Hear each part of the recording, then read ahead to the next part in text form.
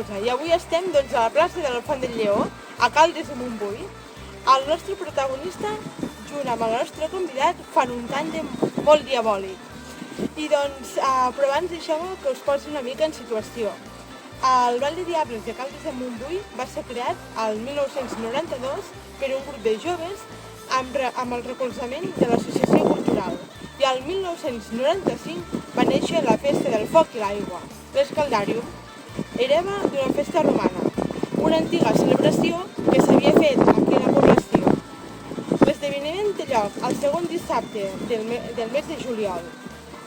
I el tret únic i característic és el fet que l'Escaldarium té la seva pròpia música. La festa va acompanyada d'una sèrie de 10 danses compostes pel nostre convidat. La música va ser enregistrada per segona vegada l'any 2010 i es pot escoltar en CD, però podreu gaudir en viu i en directe aquí, a la festa, aquí, a la plaça de la Font del Lleó. I el nostre convidat és en Soler. Bon dia. Hola, què tal? Bé, per qui no ho coneix, com és això de l'Escaldarium? Quines cançons vas composar? Ens expliques una mica com funciona? Escaldarium va néixer del fet que Caldes no tenim festa major a l'estiu. Tots els pobles, o la gran majoria, la festa major de l'estiu, aquí no n'hi havia. De manera que vam pensar de fer una activitat festiva, participativa i tal, per substituir això, no? o per pensar això.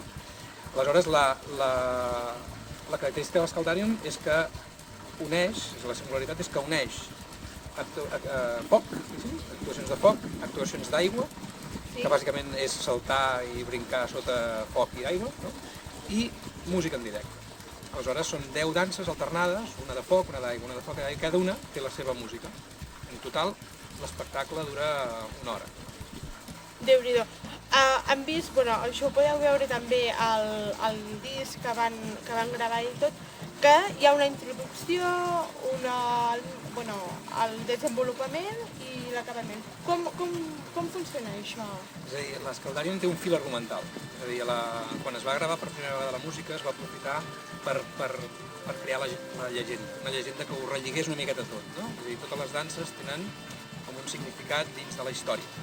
La història representa que les bruixes que han sigut penjades el dia abans reneixen, invoquen el dimoni i el dimoni surt i llavors el cel contraataca i el dimoni torna a contraatacar amb personatges i ginys així que ens hem inventat, ginys pirotècnics. Ara hi ha un pali, per exemple, de foc, hi ha un paraigües de foc, etc.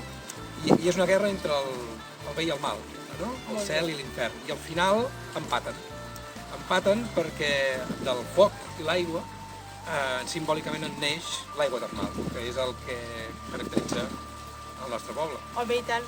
Jo et voldria fer una pregunta una mica atrevida, perquè crec que aquí a Catalunya dels diables, no? Dels dimonis i diables de Catalunya, no crec que hi hagi cap proposta així tan heavy, no? Podríem dir, com juntar el foc i l'aigua. I com va anar això a la colla? Tothom podríem dir, ho va acceptar bé o hi ha gent més tradicional? No. Això, quan ens ho vam inventar, tothom va semblar bé. Tot i que s'havia de veure ben bé com es feia, perquè no és habitual juntar foc i aigua perquè quan es bulla la pólvora hi ha problemes, vull dir, no és aconsellable. Però nosaltres ho fem de manera que la pólvora no es bull en cap moment. De manera que al llarg del temps hem anat perfeccionant i fent canvis, de manera que no hi ha cap interferència hem minimitzat les situacions de perill.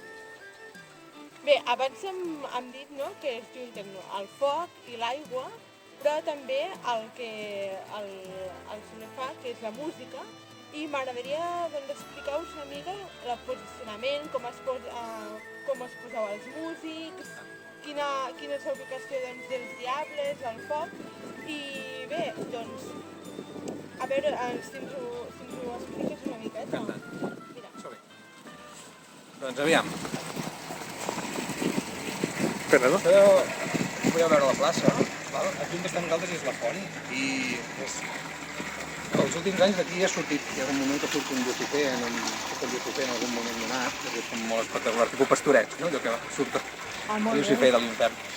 Allà hi ha l'escenari. Això que us estic explicant és la disposició última, la que amb el temps i amb assaig-error hem arribat a considerar millor de moment. No vol dir que no hagi de canviar. Aquella d'allà, allà on hi ha els parasols, hi ha l'escenari. Aleshores, aquí enmig hi ha una gran estructura amb 4 potes, molt alta, no sé dir els metres que fa, molt alta, des on s'instal·la pirotècnia aèria i des de l'any passat també dispositius aquàtics, és a dir, que també plou, diguéssim, llavors vam fer ploure l'any passat. A més, també hi ha alguns personatges que tiren aigua, perquè amb el temps ens hem anat inventant la mitologia, i llavors hi ha personatges de foc, d'aigua, que són els que participen a la festa. Els personatges d'aigua són les arpies que llencen aigua.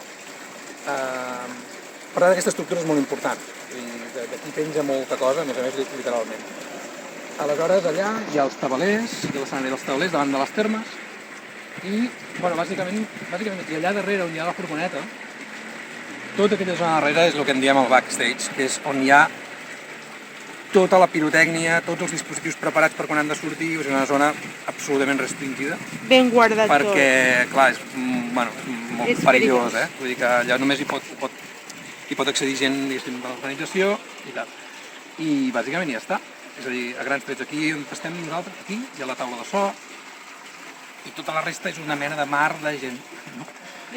Sí. I a nivell musical, com us prepareu?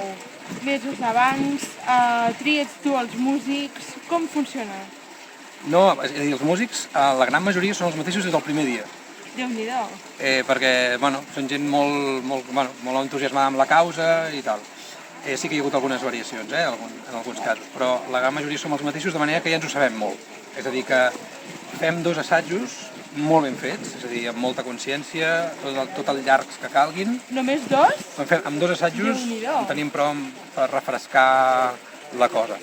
Algun any, no sé si encara s'ha fet, però imagina't que algun any, ostres, veiem que amb 2 assajos en tenim prou, ja en faríem un altre, vull dir que ja ens ho muntaríem. Però de moment amb 2 fem i sona prou bé. Déu-n'hi-do. I una pregunta, heu pensat mai canviar alguna d'aquestes músiques, cançons que feu? O ja és una cosa que la gent identifica, la cançó és al moment, ja ho identifica el públic i tot?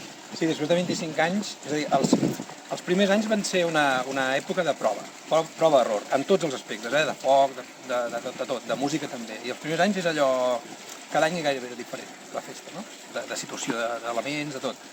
I cap a l'any 2000, coincidint amb la gravació en CD de la música, es va com consolidar tot, es va crear la llegenda, es van, tancar les músiques i a partir del 2000 ja són sempre iguals. El 2010 se'n va afegir una, que és el Rap-Picó, que és l'últim bis,